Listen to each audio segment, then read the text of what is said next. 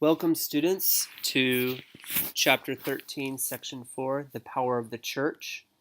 We'll be looking at the power that the church has over the state during the Dark Ages.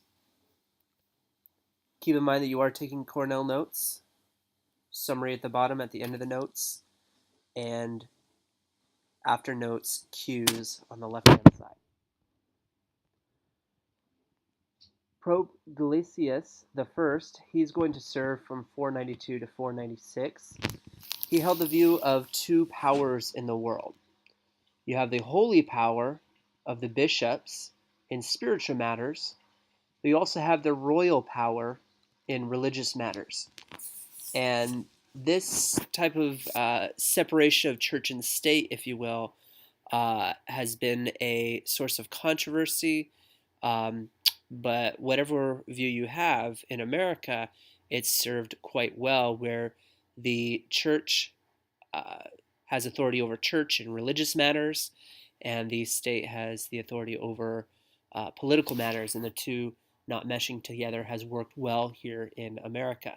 And so he's the first one to really distinguish the difference between these two, because he started to realize the potential conflicts that it could have if the church was involved in politics and vice versa, that you would have a defiling or politicizing of the church, which we would see throughout the Middle Ages. So unfortunately, this didn't work. The church and state would struggle with the power. The church really seeks to unify the people and take things into political matters, and therefore would become politically corrupted during this time period. So you have the two views that Pope Gelasius the first had. You need to know the holy power and the royal power, the spiritual power and the political power, and that those two will become in conflict with each other. Far-reaching authority of the church, religion as a unifying force. Religion is going to be important during the Middle Ages because of these shared beliefs bond people together. So as we've seen, the Germanic people being barbaric people, very disorganized, not unified, and so the Christian church will bring them together. With no real empire, we have the fall of Rome, and there's no Greek Empire, no Persian Empire, no Assyrian Empire. So with really no empire in Europe at this time, the church will fill that void and become the empire, so to speak, that unites people together. Clergy are religious officials. They administer the sacraments, rites to achieve salvation. That'll become important because in order to be a member of the Catholic Church, you need to partake of the sacraments. If you are not obeying the church, then they can deny you the sacraments, and that becomes something that the people really can use, or the church can use as leverage against the people if they are not obeying the church.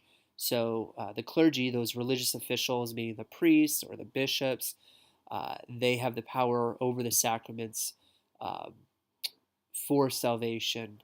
And so basically, if somebody isn't in line with the church, they can basically deny salvation through the sacraments in the Roman Catholic Church. The village church is a place of worship and celebration. So as you can see with this map right here, the church is very central in the manor life. We'll be talking about the manor life later on. But the church will become this place of worship and celebration. As you can see right here, the Roman Catholic Church is going to have different sacraments. The Protestant Church that will come about in the 1500s will only adhere to two of the sacraments. You don't need to write this down. You don't need to know this, but the Roman Catholics, infant baptism, confirmation, Holy Communion, reconciliation, anointing of the sick, holy matrimony, meaning marriage, and holy orders. Those are the sacraments within the Roman Catholic Church. So this becomes, the church becomes very political here, in that if you're not abiding by the church, they can deny you of these sacraments.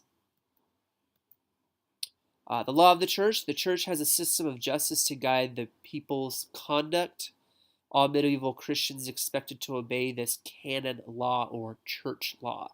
So this canon law or church law is the guide that the people have to be good Christians, to obey the church and their rules. This canon law governs marriage and religious practices. So as you can see right here, marriages, with this picture right here, religious practices is going to be under the scope of this canon law, this church law the church is going to have. The law of the church, again, the popes have the power over political leaders through excommunication, which we've talked about before, and interdiction, which is the king's subjects denied sacraments and service. So again, we come back to this issue of the church having power over politics, power over political people, and that they can deny you entrance into heaven, entrance with these sacraments, the denial of the sacraments, the denial of communion and baptism and such. So the church has a lot of political power at this time. The debate is, should the church have this type of political power, or is faith independent of the church? And that's been debated throughout the centuries. It would seem in the Bible that the church is very important with the congregants and the maturity of the saints. But when it comes to salvation, Paul the Apostle seems to make it pretty clear that it is an individual faith. So the church's political power here seems to be a little bit out of line at this time period during the medieval era with the Bible. And again, the people cannot read at this time, so they cannot really challenge the religious leaders, the priests or the bishops or the Pope even. They can't challenge them with the scriptures. The Pope's commands also, the kings and emperors were expected to obey.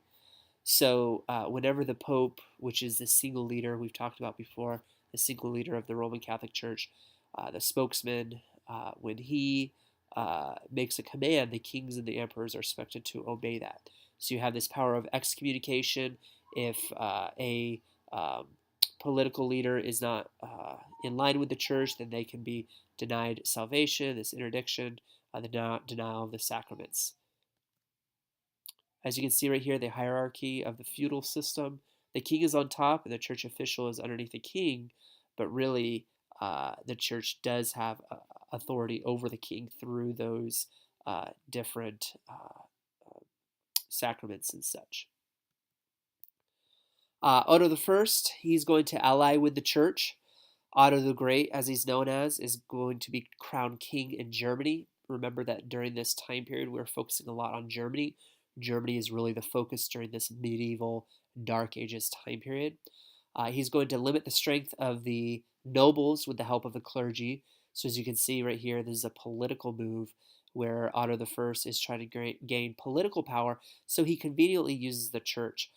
Whether he had pure motives with using the church is up to debate, but the reality is that he definitely does use the church for political means. He invades Italy on the Pope's behalf. If you remember, before other Germans have done this on the Pope's behalf, Charlemagne did this, rescuing the Pope and such. So he's going to be crowned Holy Roman Emperor in 962. Again, having this legacy of Charlemagne. And really, Otto I, his hero is Charlemagne, and so he really tries to kind of be the next Charlemagne, and he does quite a good job of receiving that political stature.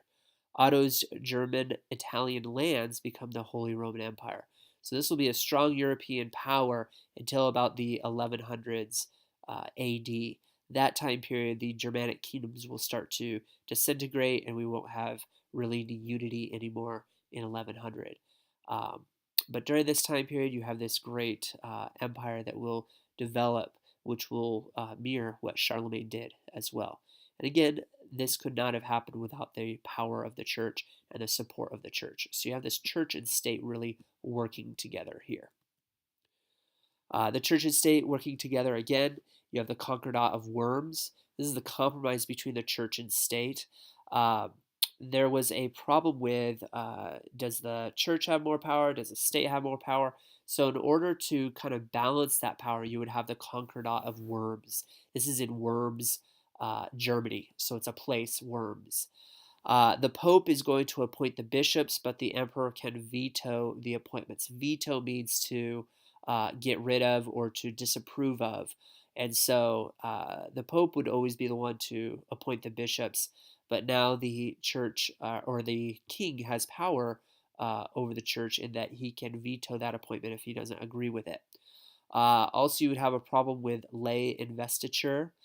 This is the king's appointing of church officials. So, what was happening was that the church officials were being appointed by the king in all these different lands, and so this would be outlawed by Pope Gregory. Pope Gregory does not like that kings can have that political power over the church. So, the church wants the political power over the kings, but they are not willing for the kings to have political power over them. And so Henry the Fourth orders the Pope to resign in protest, while Pope Gregory the Seventh, excommunicates Henry. So as you can see right here, there will be some confrontation between political leaders, the church, and the state with this issue of lay investiture. So Concordat of Worms, we have this compromise that happens. Then the lay investiture, we still have some problems that are opened up. Thank you for taking these notes. Make sure to put the big ideas on the left-hand side of the notes and create a one-sentence summary. Be prepared to share in class. Thank you.